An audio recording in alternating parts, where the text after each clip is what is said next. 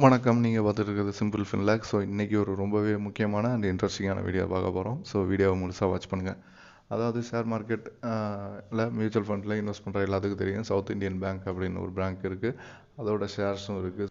அதில் அவங்க rights issue பண்ணுறாங்க. அந்த ரைட்ஸ் அப்படின்னா என்ன அப்படிங்கிறது நிறைய பேருக்கு தெரியாது. ரைட்ஸுங்கிற போது அவங்க ப்ரைஸ்லேருந்து ஒரு 30% வரைக்கும் லோ பண்ணி கொடுக்குறாங்க. அதாவது அவங்களோட மார்க்கெட் சேல் ப்ரைஸ் இப்போ வந்து ரூ. 36, 36.50 அந்த மாதிரி இருக்குது. ஸோ ஆனால் அவங்க இந்த ஷேர்ஸ் இஷ்யூ பண்ணுறது அவங்கள்ட்ட ஏற்கனவே ஸ்டாக் வச்சுருக்க அவங்க கஸ்டமர்ஸுக்காக அவங்களுக்காக கொடுக்குறாங்க, ஷேர் ஹோல்டர்ஸுக்காக.